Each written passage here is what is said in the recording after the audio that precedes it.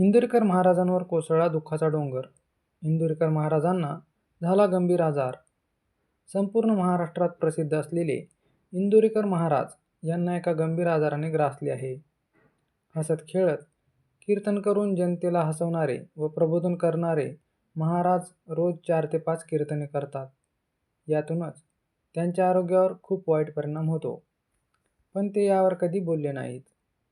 ज्या महाराजांनी कीर्तनातून जनतेला जगण्याचा संदेश दिला, तेच महाराज आज एका मोठ्या आजाराशी झुंज देताना दिसत आहेत.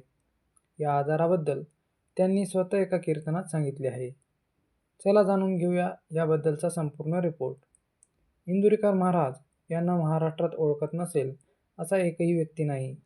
लोक त्यांचे कीर्तन ऐकण्यासाठी 20-20, 25-25 किलोमीटर दूरवरून येतात. त्यांच्यावरच आज दुःखाचा डोंगर कोसळला आहे.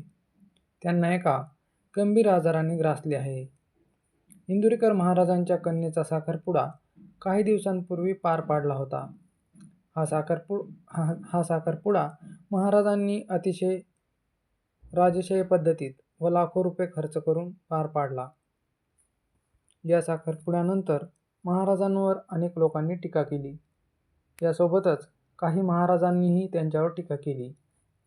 लोकांना अतिशय साध्या पद्धतीने लग्न करा असे सांगणारे महाराज आज स्वतःच्या मुलीच्या लग्नात लाखो रुपये उधळत आहेत, अशा टीकाही लोकांनी केल्या.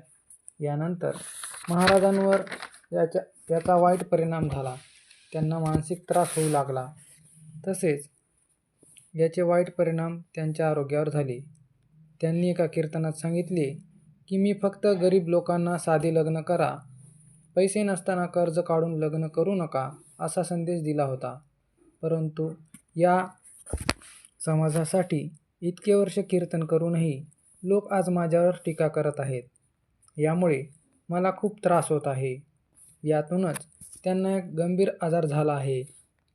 त्यांनी स्वतः याची माहिती कीर्तन करताना दिली आहे. ते बोलले की माझ्या छातीवर सूज आली आहे, माझ्या बरगड्या सैल झाल्या आहेत, माझे कधीही जय हरी विठ्ठल होऊ शकते, मी कधीही हार्ट अटॅकने जाऊ शकतो.